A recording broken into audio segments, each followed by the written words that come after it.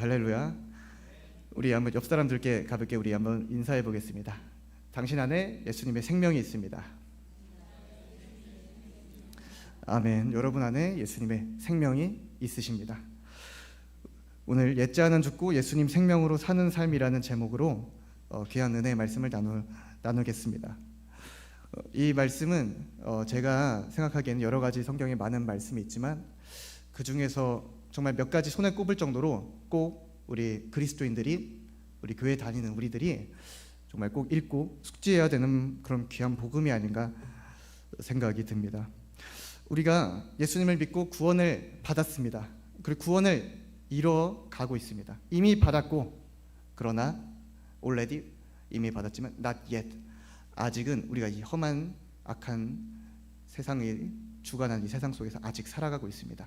그리고 예수 그리스도와 함께 우리 부활의 때를 기다리면서 그 구원의 완성을 우리 향해서 인내하면서 나아가고 있습니다. 그런데 우리 인생은 여전히 미움이 도사리고 있고, 여전히 혐오와 음욕과 탐욕과 불안함과 불의와 어려움 속에서 아직도 하나님의 천국을 온전히 누리지 못할 때가 있는 것 같습니다. 어떨 때는 이렇게 예배 드리고 목사님의 설교를 들을 때는, 또 깊이 기도할 때는 하나님의 권능을 누리지만 어떨 때는 굉장히 침체되어 있는 모습을 봅니다. 로마서 6장 4절 말씀 함께 보시겠습니다. 그러므로 우리가 그의 죽으심과 합하여 세례를 받음으로 그와 함께 장사되었나니 이는 아버지의 영광으로 말미암아 그리스도를 죽은 자 가운데서 살리신 것 같이 우리로 또한 새 생명 가운데서 행하게 하려 함이라. 아멘.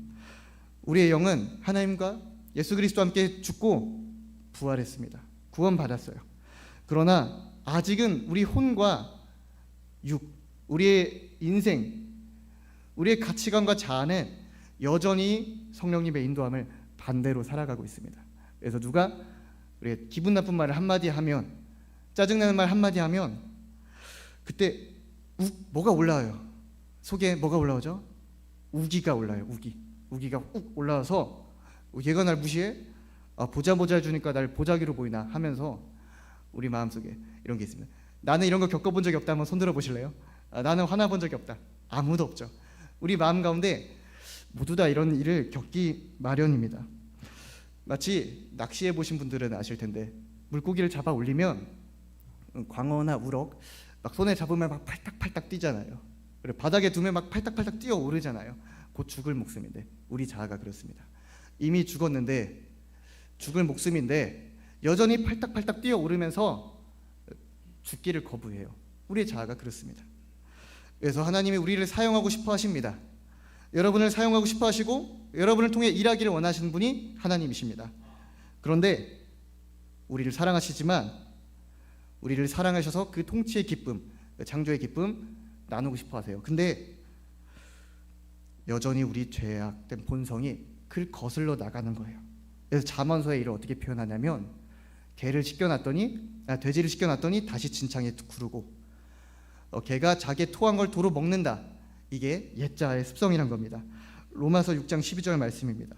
그러므로 너희는 죄가 너희 죽을 몸을 지배하지 못하게 하여 몸의 사욕에 순종하지 말고, 여전히 몸의 사욕에 순종해서 그래요.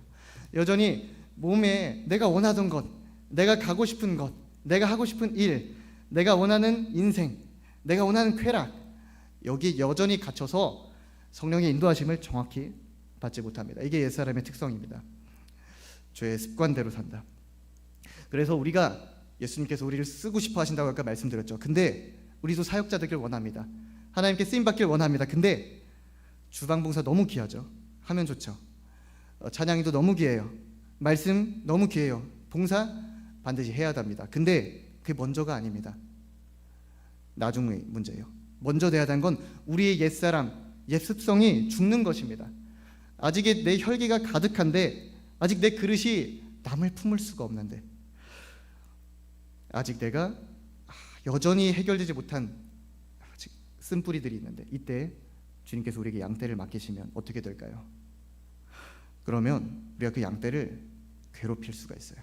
우리가 원치 않아도, 너는 왜 이렇게 못하냐, 빨리빨리 좀 기도해라, 말씀 읽어라, 이거 하나 해결하지 못하냐 하면서 양떼들을 다그치는, 그들의 마음을 이해하지 못하고 사랑으로 품지 못하는 그런 목자가 될 수 있어요. 그렇기 때문에 하나님께서는 많은 걸 주고 싶어 하시지만, 양떼 맡기고 싶어 하시고, 우리에게 복 주시길 원하시고 우리를 쓰시길 원하시지만, 먼저는 우리가 주님이 원하시는 그릇 되기를 원하십니다. 우리 안에 담긴 옛 자아, 옛 사람을 다 비워내어서 예수 그리스도께서 쓰실 깨끗한 그릇, 온전한 그릇, 부족함이 없는 예수 그리스도만 나타낼 수 있는 깨끗한 투명한 그릇 되시기를 원하세요. 그래서 우리가 옛 사람은 죽고 새 생명으로 살아가는 법, 첫 번째입니다. 첫 번째, 몸을 쳐서 성령님께 순종하라. 왜 몸을 칩니까? 우리의 옛 죄의 몸이 있어요. 로마서 6장 6절 말씀입니다. 우리가 알거니와 우리 옛사람이 예수와 함께 십자가에 못 박힌 것은 죄의 몸이 죽어 다시는 우리가 죄에게 종노릇하지 아니하려 함이니. 6절에 죄의 몸이 나옵니다. 우리의 몸에 죄의 몸이 있어요. 이게 몸이니까 어떤 행동만을 말하는 게 아닙니다. 행동뿐만 아니라 우리의 어떤 사고, 가치관, 모든 생각 가운데 우리에게 죄를 유발하는 것들이 많이 있습니다. 그래서 마태복음 5장에 예수님은 무엇이라 말씀하시냐면, 여자를 보고 음욕을 품기만 해도 이미 간음했다. 그리고 미워하는 마음만 품어도 이미 그 마음으로 그를 살인했다. 이렇게 표현하세요. 그러니까 죄성이 생각보다 굉장히 우리에게 무거운 말씀입니다. 우리가 살인하지 않아도, 우리가 행음을 하지 않아도 우리의 죄성 가운데 얼마든지 주님 싫어하시는 끔찍한 죄악이 나올 수가 있다는 것이죠. 이런 죄들은 나와 하나님만 아는 죄악이기 때문에 더 처리하기가 힘듭니다. 다른 사람들은 정작 우리의 죄성을 모르니까요. 그래서 우리 크리스천들의 삶은 어떤 삶에 비유할까요? 마치 여러분 호숫가에 가보셨습니까? 호숫가에 백조가 유유히 떠다니죠. 그러면 엄청 고상해 보입니다. 엄청 아름다워 보입니다. 근데 그들의 실상을 보면 물 밑에서 계속 헤엄을 치고 있어요. 끊임없이 페달을 밟고 있어요. 얼마나 수고스러운지 몰라요. 물론 그들도 할만하니까 하겠죠. 그런데 우리의 삶도 그와 비슷합니다. 남들이 보면 우리가 하나님과 함께 이렇게 유유히 떠다니는 것 같고 아름답게 사는 것 같지만, 어떨 때는 우리의 보이지 않는 이면에는 늘 투쟁이 있고 시름이 있어요. 내 안에 죄성과의 시름, 내 안에 악한 쓴뿌리와의 시름, 그리고 악한 영들이 우리를 공격하고 우리를 유혹하는 것들과의 끊임없는 시름, 이것이 우리의 삶에 있습니다. 이것이 죽을 때까지 계속돼요. 끊임없이 이 죄성이 살아나니까. 그래서 옛사람은 매일 죽어야 합니다. 사망의 죄의 법이 있습니다. 그리고 우리 안에 하나님의 법이 있어요. 근데 이것이 늘 싸우는 겁니다. 그래서 사도 바울이 이렇게 고백해요. 로마서 7장 22절 24절입니다. 내 속사람으로는 하나님의 법을 즐거워하되 내 지체 속에선 다른 법이 내 마음의 법과 싸워 내 지체 속에 있는 죄의 법으로 나를 사로잡는 것을 보는도다. 오호라, 나는 공고한 사람이로다. 이 사망의 몸에서 누가 나를 건져내랴. 죄의 법 그리고 하나님의 법. 그래서 우리는 둘 중에 하나에 반드시 종이 되어야 합니다. 죄의 법을 따르면 죄의 종, 하나님의 법을 따르면 순종의 종, 하나님의 종입니다. 그런데 우리 안에 계신 성령님께서는 이 하나님의 법을 따르도록 계속 이끄신다 했죠. 근데 우리의 혼이 반항을 해요. 그러니까 우리는 이 둘에서 계속 충돌 속에 겪고 있는 것입니다. 이게 사도 바울뿐만이 아니라 이 시대 모든 성도들이 겪는 문제죠. 그래서 바울 사도가 오늘 본문에 또 어떻게 얘기하냐면, 로마서 6장 16절 함께 합독하시겠습니다. 시작. 너희 자신을 종에게 내주어 누구에게 순종하든지 그 순종함을 받는 자의 종이 되는 줄을 너희가 알지 못하느냐. 혹은 죄의 종으로 사망에 이르고 혹은 순종의 종으로 의에 이르느니라. 아멘. 그래서 이 두 가지 나라 중에서 한 나라에 반드시 속해야 돼요. 흑암의 어둠의 나라, 그리고 아들의 사랑의 나라. 이 두 가지 나라에서 우리는 중간 회색지대는 없습니다. 꼭 한 곳에 속해 있어야 하는데, 예수 그리스도께서 십자가의 죽으심으로 우리가 아담 이후에, 아담이 선악과를 따먹은 이후에 늘 우리는 죄의 세력 가운데 살았어요. 그 죄의 세력 가운데 살던 우리가 예수 그리스도의 십자가의 죽음으로 모든 흑암의 권세에서 사랑의 아들의 나라로 옮겨짐을 받았습니다. 그래서 우리는 이 하나님의 법에 순종해야 합니다. 바울은 어떻게 이야기합니까? 고린도전서 9장 27절에 내가 내 몸을 쳐 복종하게 함은 내가 남에게 전파한 후에 자신이 도리어 버림을 당할까 두려워함이로다. 하나님의 뜻을 전하고 복음을 전하는 바울도 끝내 자기가 버림받지 않을까 이런 고민 가운데 살고 있었어요. 왜냐하면 복음의 길을 가다가 파선한 사람이 너무 많으니까. 예수님을 마태복음, 누가복음에도 보면 따라오는 사람이 많았어요. 근데 요한복음에 예수님이 이렇게 말해요. 너희도 나를 떠나가려느냐. 예수님을 따르기 시작한 사람이 너무 많은데 탈선하고 파선하고 그 가운데 나오는 사람이 너무 많은 거예요. 그래서 사도 바울도 뭐를 쳐서, 몸을 쳐서, 죄의 몸을 쳐서 복종함은 자신도 버림받지 않을까 두려워함이로다. 그러니까 이 죄의 몸을 쳐서 이겨야 돼요. 근데 이게 쉽게 됩니까?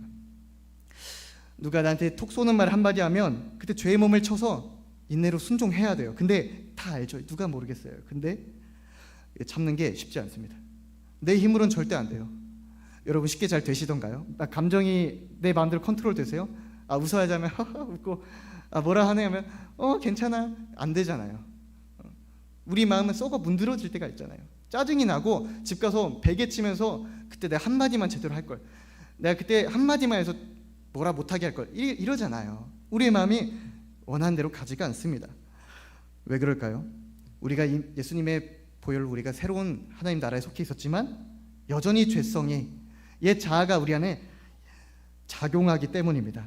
그래서 이 세상에 선한 의인은 없나니 아무도 없고 하나님을 찾는 자도 없고 깨닫는 자도 없고 모두 다 치우쳐서 무익하게 되었나니 의를 행한 자는 없되 아무도 없도다. 이게 우리의 본성이에요. 하나님도, 예수님도 말씀하세요. 의인은 없대. 하나님 한 분 외엔 의인이 아무도 없다. 그래서 우리가 어떤 의를 행하면 시편에서 이렇게 이야기합니다. 그거를 하나님은 걸레짝 보듯이 하신대요. 썩은 걸레짝, 더러움. 우리가 남을 구하고 섬긴다고 하는 것들이 주님께서 보시기에는 전혀 깨끗해 보이지 않는 겁니다. 사도 바울도 내가 알던 모든 게 배설물로 여긴다 할 정도로 우리의 의로는 할 수가 없습니다. 이거 누가 하냐면 불교나 힌두교나 다른 종교에서 하려고 그래요. 자기의 의로 의로워지려고 하는 거예요. 신처럼 깨끗해지려고 하는 거. 그러나 우리는 절대 불가능합니다. 그래서 오히려 내가 친절해, 내가 봉사를 잘해, 내 성품이 좀 괜찮아, 이렇게 갈 수 없고요. 내가 죽어야 합니다. 마태, 마가, 누가, 요한복음 있고 누가 이렇게 얘기하더라고요. 내가 복음이 있다. 내가 복음, 내가 어떻게 잘해봐야지, 내가 어떻게 해봐야지. 근데 내가 빠질 때, 내가 죽을 때 비로소 예수 그리스도께서 그 공간에서 우리를 사용하십니다. 예수님의 능력으로 역사하실 때 우리가 가능해져요. 그래서 그 역사하심을 따라 우리가 순종하고자 기도하고, 순종하고자 우리가 엎드리고 겸손히 우리가 주님을 따라갈 때 그때 성령의 역사가 일어납니다. 그때 우리 옛자아가 죽는 것입니다. 요한복음 15장 5절에 이렇게 이야기합니다. 나는 포도나무요 너희는 가지라. 그가 내 안에, 내가 그 안에 거하면 사람이 열매를 많이 맺나니 나를 떠나선 너희가 아무것도 할 수 없습니다. 아멘. 열매를 많이 맺어야 합니다. 열매 맺을 방법은 예수 그리스도밖에 없어요. 그래서 아무것도 할 수 없다 했어요. 주님을 떠나서는 불가능합니다. 예수님이 우리 안에 거하시고 우리가 예수님 안에 거해야 합니다. 이를 위해서 예수님이 무엇이 되셨습니까? 우리랑 똑같이 되신 거예요. 왜? 죄값을 치르려면 인간이어야 하니까. 등가 거래가 성립돼야 되잖아요. 우리의 죄를 위해서는 인간이 죽어야 했어요. 근데 동시에 어떤 인간? 무흠한 인간, 어떠한 흠이 없고 어떠한 죄도 티도 없는 인간이어야 했어요. 그런 인간이 있을까요? 왜냐하면 저와 다른 사람이 서로를 대신해서 죄값을 치러줄 수 있을까요? 아니요, 불가능해요. 이 사람은 이 사람의 죄 때문에 죽을 것이고 저는 저의 죄 때문에 죽을 거예요. 서로 짐을 져줄 수가 없어요. 근데 하나님은 죄를 알지 못하는 분이셨어요. 예수 그리스도는 죄를 모르셨어요. 그래서 온전한 인간이자 온전한 신이었던 예수님이 오셔야만 우리 이 불법의 문제가 해결될 수가 있는 것이었습니다. 예수님이 십자가에 죽을 때 우리가 그 예수님을 구주로 고백하고 회개하고 세례받을 때 영적으로 어떤 일이 일어난지 아십니까? 우리는 2000년 전으로 시공간을 초월해서 갑니다. 그래서 그 예수님이 계신 골고다 언덕으로 영적으로는 가요. 그 다음에 예수님이 못 박히신 손과 발에 우리의 옛사람이 같이 못 박히고 그분과 함께 장사되는 거예요. 그리고 그분과 함께 묻혀져서 장사 지내지고 부활해서 같이 새로운 생명으로 살아나는 거예요. 그 다음에 하나님 우편으로 예수님이 올라가신 다음에 성령님을 보내셨어요. 그래서 성령님과 함께 우리가 영원히 사는 것입니다. 이것이 하나님이 계획하고 선택하신 우리의 모든 죄의 문제를 해결할 수 있는 유일한 방법이었습니다. 그래서 우리 안에 계신 예수님을 전적으로 의지할 때만 순종이 되어져요. 내 힘으로는 순종할 수 없어요. 내 힘으로는 선할 수 없어요. 오직 우리 옛사람이 죽으려면 예수 그리스도께서 우리와 함께 하셔야 하는 줄 믿습니다. 따라서 우리는 우리의 자아를 죽음에 내어 맡겨야 합니다. 고린도후서 4장 10절 말씀입니다. 함께 합독하시겠습니다. 우리가 항상 예수의 죽음을 몸에 짊어짐은 예수의 생명이 또한 우리 몸에 나타나게 하려 함이라. 아멘. 예수의 생명을 우리의 몸에 짊어져요. 그래서 따라서 우리는 때때로 우리의 자아를 죽음에 넘겨야 할 때가 있습니다. 이게 한 번에 일어났지만 여전히 늘 우리 가운데 어려움이 반복되기 때문에, 힘든 일들이 반복되기 때문에, 우리 자아와 혈기가 올라오기 때문에 우린 그때마다 우리 자아를 옮겨야 돼요. 죽음 처리해야 돼요. 그때 예수의 생명이 우리 안에 살아나요. 어떤 일이 있었냐면요, 한 2년 전쯤이었습니다. 그때 삼산동 시절에 찬양 인도를 한 지 얼마 안 됐어요. 근데 찬양 인도를 하러 이렇게 연습을 했습니다. 주일 아침이었죠. 근데 연습을 하다 보니까 그때 사람이 거의 없었어요. 회중석에. 근데 한 분이 딱 일어나서 보시더니 아마 팔짱을 끼면서 이렇게 보셨던 것 같아요. 딱 보시다가 약간 찬양 연습 살짝 중간에 쉴 때 전체 이렇게 말씀하시더라고요. 아, 그거 좀 늘어지게 좀 하지 마라 하면서 딱 하시는 거예요. 그런 분이 여기는 없으니까 제가 이런 얘기를 하겠죠. 없습니다, 여기는. 그 말을 듣고 그 내용 자체는 맞는 말이에요. 뭐 늘어지게 하면 안 되죠. 그때는 실력도 더 부족했고 경험도 없었으니까 늘어지게 하면 안 되죠. 근데 문제는 곧 난 찬양 인도를 곧 해야 되는데 20분 30분 뒤면 해야 되는데 너무 많은 사람 앞에서 좀 공개적으로 약간 좀 마음이 힘든 거예요. 약간 좀 부드럽게 야, 좀 늘어지지 말게 좀 해줘 하면 나 괜찮았겠지. 근데 늘어지게 좀 하지 마 이렇게 하니까 그분 말투가 원래 그랬을 수도 있겠는데 너무 좀 세게 다가오는 거예요. 어떡하지, 나 곧 찬양 시작해야 되는데. 그래서 그런 마음을 가지고 저는 그럴 때마다 우리 믿음의 선배들이 하신 것처럼, 로마서에 나온 것처럼 그때마다 자아를 죽음 처리를 하곤 합니다. 그래서 저는 어떻게 하냐면 어떤 행위 자체는 중요하지 않아요. 그 십자가를 이마에 그려요. 이 행위가 중요한 게 아니라 이는 예수 그리스도의 십자가를 집중한다는 그냥 저의 집중이고 꼭 안 해도 돼요. 이렇게 하면서 갈라디아서 2장 20절을 마음속으로 선포하든지 아니면 육성으로 선포해서 기도하는 거예요. 그 다음에 내 자아를 죽음에 넘기고 예수님의 생명이 내 안에 살게 해주세요라고 하는 나의 진정한 고백을 드리는 거예요. 갈라디아서 2장 20절 말씀입니다.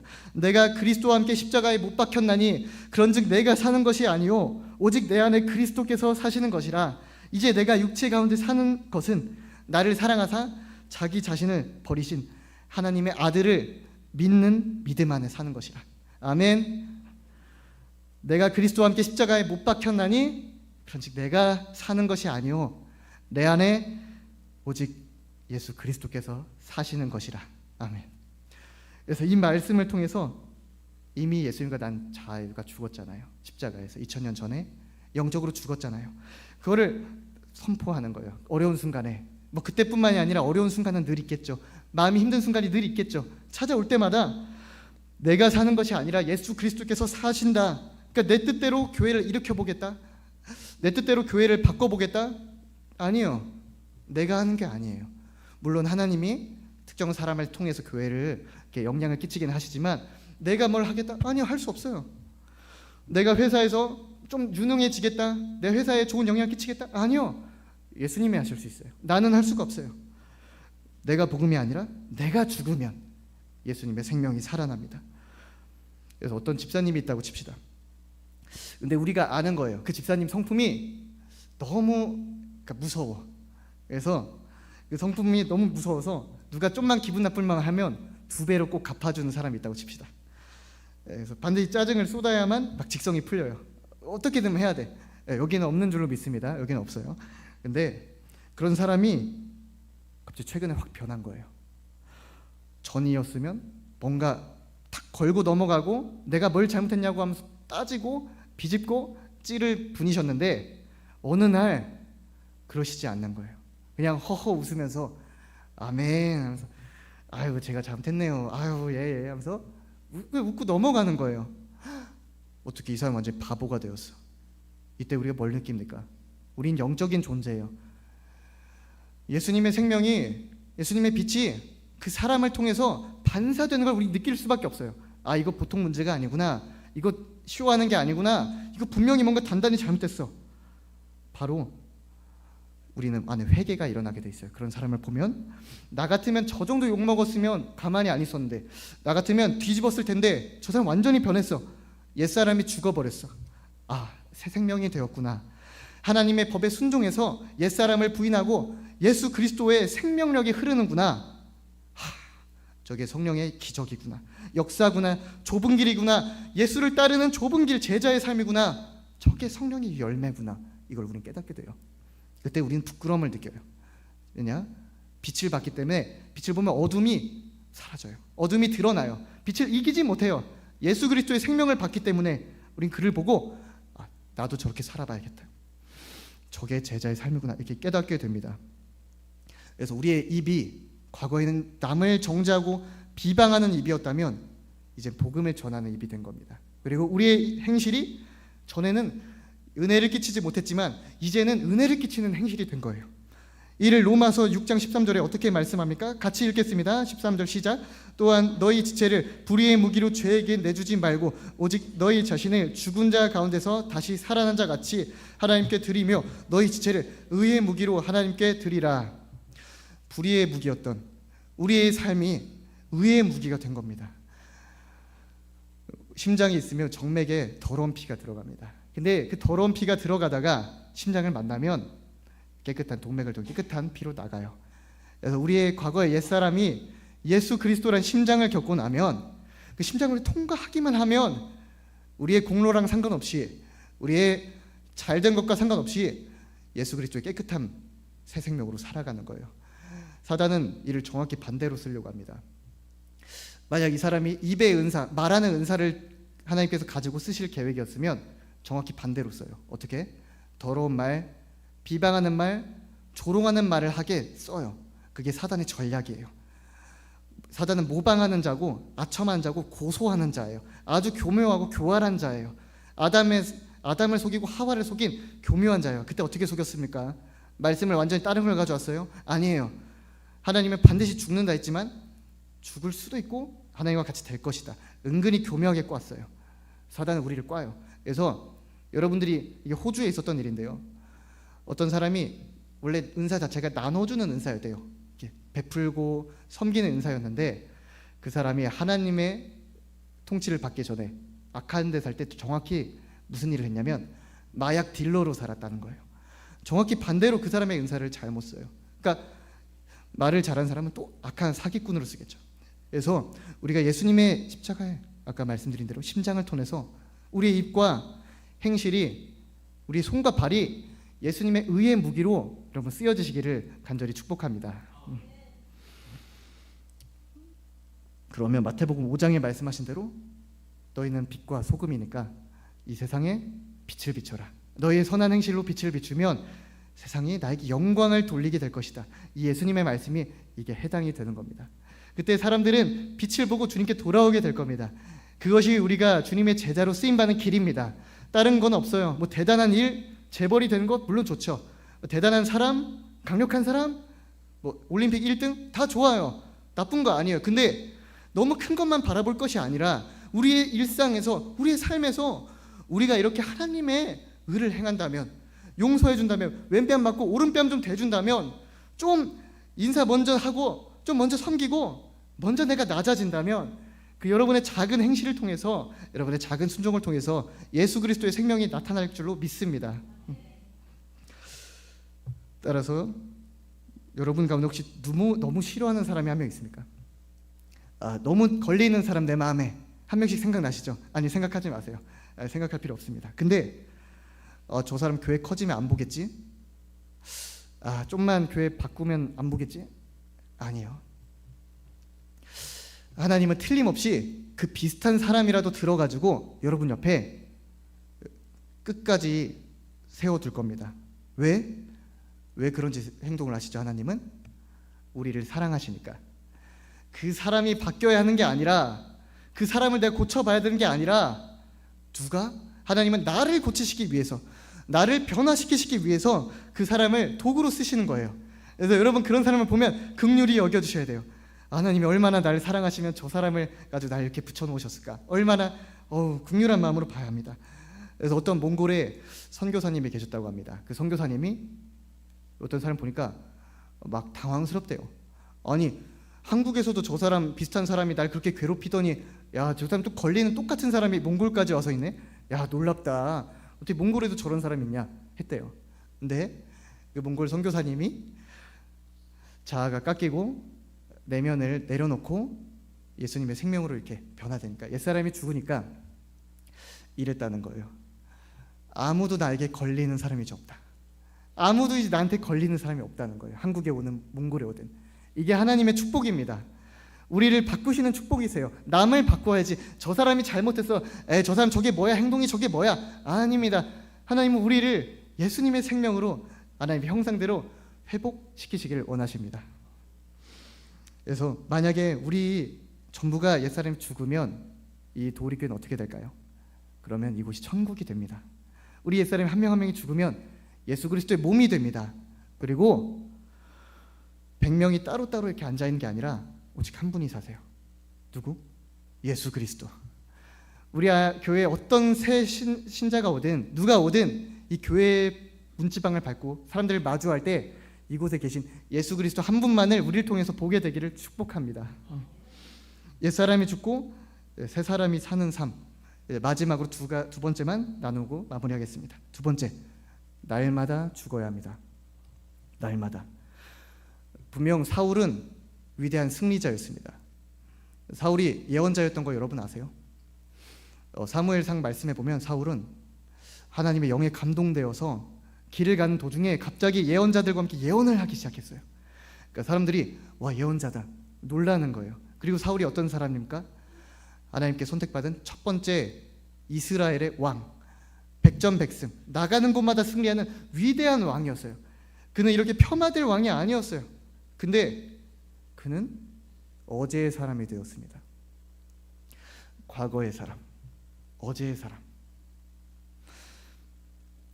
어제는 우리가 잘 믿었는데, 과거에는 띠두르고 전도했는데, 과거에는 40일 작정 기도했는데, 내 신유 은사를 받았는데, 그러나 선줄로 한 자는 넘어지지 않을까 조심하라.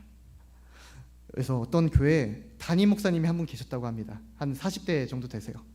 근데 그분이 산기도를 매번 가시는 거예요. 산기도를 가가지고 기도를 하시다가 어느 날 뜨거운 불을 체험하신 거예요. 막 하늘에서 뭐가 떨어지더니 막 능력이 일어나고 막 몸이 끌어오르고 이게 뭐야 하면서 주님의 능력이다, 임재다 하면서 끝나고 산기도를 내려오고 본인 교회로 돌아가셨대요. 근데 거기에 원로 목사님이 계신 거예요. 담임 목사님이 먼저 되신 목사님이 딱 계시길래 목사님, 제가 이번에 산기도를 갔는데 불을 받았습니다. 성령의 불을 받았어요. 너무 귀합니다. 딱 얘기하니까 그 원로 목사님이 이리 와봐. 내가 안수기도 해줄게. 이리 와봐. 딱 손을 얹더니 안수기도를 해주시는데 어떻게 하시냐면 주님, 이 능력 모두 다 가져가 주세요. 이 능력 가지면 1년도 안 돼서 쓰임받다가 버림받을 텐데 이 능력 다 가져가 주세요. 이 능력 없는 걸로 해주세요. 주님 하면서 막 다다다다 방언을 하셨다는 거예요. 어떻게 받은 능력인데 하나님이 주셨는데 왜? 그래서 기도를 딱 받고 나니까 담임 목사님이 딱 눈을 뜨시더니 몸이 좀 냉랭해진 것 같아요. 막 이러셨다는 거예요. 이게 물론 우리 모두 성령님의 능력 받아야 합니다. 우리 불 받아야죠. 제가 바라기는 이곳에 계신 모든 성도 여러분들 성령의 불과 능력 받으시길 축복합니다. 받으셔야죠. 근데 이건 실화거든요. 이 실화가 시사하는 바가 강력합니다. 제가 만약 하나님의 능력을 받으면 좋은 일일까요? 좋은 일일까요? 좋은 일이겠죠, 물론. 근데 그것만큼 위험한 일이 없어요. 내가 능력이 있다고 손만 대면 사람이 막 쓰러지고 막 귀신들이 두려 떨고 설교만 하면 병이 치유되고 이러면 좋을 것 같잖아요. 하나님의 능력의 권능이 나타나는 거잖아요. 근데 그렇게 되면 어떻게 됩니까? 아직 어린아이가 칼을 쥐어주면 그 칼로 얼마나 잘 놀겠냐는 거예요. 얼마나 잘 쓰겠냐는 거예요. 금방 또 아직 배워야 하는데, 아직 주의해야 되는데, 아직 배워야 될 게 너무 많은 어린아이가 내가 뭐 된 줄 알고 겁먹부리고 남들에게 또 배워야 되는데 내가 뭐 아는 걸로 이게 맞다 하면서 막 주장하면서 얼마나 거만해지겠습니까? 하나님은 하나님의 능력을 자기 것 마냥 거짓으로 포장하는 거 싫어하세요. 허영심 부풀리는 거 싫어하세요. 그렇게 하나님께 버림받을 바에는 그러면 안 받는 게 나을 수도 있어요. 애초에 우리가 예수님을 사랑하는 목적은 능력받기 위해서가 아니었습니다. 재벌되려고 예수님 믿는 사람 없습니다. 그런 이유로 예수님 사랑한 적 없어요. 우리는 오직 예수님이 먼저 우리를 사랑해 주셔서 그 사랑에 감격함으로 그 반응해서 우리가 예수님을 사랑할 수밖에 없게 되는 것인 줄 믿습니다. 그래서 우리가 예수님을 사랑하기 때문에 닮고 싶죠. 그래서 닮아가는 거예요. 너무 사랑하니까 부부가 서로 닮듯이 예수님을 닮아가고 그분의 성품과 인격을 배우고 싶죠. 그러다가 이 예수님이 우리 사랑하는 사람이 이것만큼 꼭 지켜달라고 명령하면 우린 지키고 싶잖아요. 그게 뭐냐면 첫 번째, 내 주 하나님을 마음과 뜻과 힘을 다해 사랑하라. 두 번째, 내 이웃을 내 몸과 같이 사랑하라. 이 두 가지 계명을 우리에게 주셨어요. 그러기 위해서 우리는 예수님 사랑하는 거죠. 그 명령 지켜야죠. 그렇기 때문에 우리 어떻게 해야 됩니까? 날마다 치고 올라오는 역겹고 지겨운 죄성, 우리를 죄로 계속 밀고 가려고 하고 게으르게 하고, 나는 게으르기 싫은데 일찍 일어나고 싶은데 계속 늦게 일어나고 게으르게 만들고, 나는 정욕과 탐욕에 있고 싶지 않은데 내 안에 더러운 탐욕과 더러운 정욕을 일으키고, 나는 사랑하고 싶은데 내 안에 미워하게 하고 피하게 만들고 회피하고 거절하게 만드는 이 더러운 죄성, 이걸 날마다 죽어야 합니다. 고린도전서 15장 31절, 형제들아 내가 그리스도 예수 우리 주 안에서 가진 바 너희에 대한 나의 자랑을 두고 단언하노니 나는 날마다 죽노라. 아멘. 날마다 죽노라. 그렇기 때문에 우리는 하루의 승리로 끝나지 말아야 합니다. 사울처럼 끝나지 말아야 합니다. 매일 내 자아를 예수 그리스도께 내어 맡기고 우리를 죽음 처리하는 거예요. 누가 싫을 때, 미울 때, 사랑하고 싶지 않을 때, 그때 갈라디아서 2장 20절을 선포하면서 예수 그리스도와 내가 십자가에 못 박혔나니 그런즉 내가 사는 것이 아니요 오직 내 안에 그리스도 예수께서 사시는 것이라 선포하면서 우리 나아갈 때 예수님의 기적과 역사로 예수 그리스도 생명이 나타나고 우리 옛 자아가 죽고 예수 그리스도 성품 닮아가게 될 줄로 축복합니다. 오늘 하루의 승리로 끝나지 않고 날마다 죽어야 돼요. 죽으면, 미랄이 죽으면 30배, 60배, 100배 열매를 맺어요. 성경은 분명 얘기해요. 교회 다니면 인생이 변하지 않으면 안 된다고 얘기해요. 교회 다니면 그대로 살 수 없다고 얘기해요. 왜? 성령을 받았으면, 성령이 내 안에 거하시면 사랑, 희락, 화평, 온유, 절제, 양선, 자비, 인내, 이 9가지 열매가 열린다고 했습니다. 그러니까 우리가 진짜 죽으면, 우리 안에 성령이 역사하시면, 우리 삶이 변화되면, 우리의 성품과 가치관이 바뀌면 우리 안에 정말 십자가의 열매, 성령의 열매가 맺혀지는 것입니다. 여러분, 우리 예수 그리스도와 함께 십자가에 못 박혔나니 이제 내가 사는 것이 아니오 내 안에 예수 그리스도께서 사시는 것이라, 이 말씀을 따라 오늘 예수님께 내어 맡기시고, 오늘 내 성품이 죽지 않으면 다시 기도로 내어가고 눈물로 간구함으로 주님, 이 죽지 않은 죄성 어떻게 합니까? 내 안에 이 더러운 거 어떻게 합니까? 날마다 고백하심으로 내 힘으로 할 수 없지만 오직 성령의 임재로, 성령의 역사로 날마다 회복되시면서 성령의 권능으로 회복되시면서 살아가시길 바랍니다. 그래서 오늘도 예수 생명으로 살고 내일도 예수 생명으로 살고 영원히 매번 승리하면서 끝까지 예수님과 동행하시다가 하나님과 함께 천국을 누리시는 저와 여러분 되시기를 예수님의 이름으로 축복합니다. 아멘. 기도하시겠습니다.